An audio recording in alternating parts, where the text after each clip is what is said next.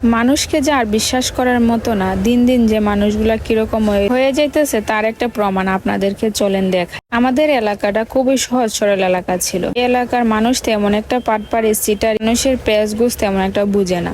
আমাদের এলাকায় প্রচুর বাহিরের লোক ঢুকতেছে, তার জন্য বাসা ভাড়াও দেওয়া হইতেছে।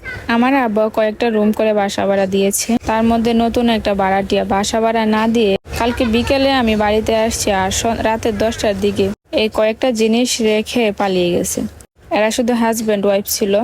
গ্যাসের চুলাটা আর কয়েকটা কাপড় চোপড়, কিছু তাদের গুরুত্বপূর্ণ জিনিস, এগুলা দিনের বেলায় সরিয়ে ফেলেছে। তখনই আমার মা বুঝতে পেরেছিল তারা পালিয়ে যাবে, কিন্তু তবু আমার মা বলেছিল তোমরা যদি চলে যাও তাহলে বাসা ভাড়া ক্লিয়ার করে চলে যাও। তাদের সাথে কোনো খারাপ ব্যবহার করিনি। তারা বলেছিল আন্টি আমাদেরকে বিশ্বাস করে না, আমরা এমন কিছু করব না, আমরা অনেক দিন থাকবো। কিন্তু এই কথার আধা ঘন্টা পরে তারা পালিয়ে গেছে হাজব্যান্ড ওয়াইফ মিলে। আমাদের বাড়িতেই কয়েকটা রুম ভাড়া দিয়েছিল, আমাদের সামনে থেকে চলে গেছে, তবুও আমরা রাতের বেলা বুঝতেই পারিনি অন্ধকারে কখন চলে গেছে। থাক, সমস্যা নেই, ভাড়াটিয়া প্রচুর আসে। নতুন ভাড়াটিয়ার জন্য রুমগুলো পরিষ্কার করে নিলাম। মূলত আমার মা এদের ফেস দেখে বুঝতেই পারেনি তারা এরকম বাটপারি করবে। তারা এত মিষ্টি করে কথা বলে এত কিছুর পরে আমার মাকে বুঝিয়েছে, কিন্তু আমার মা চোখ বন্ধ করে বিশ্বাস করেছিল।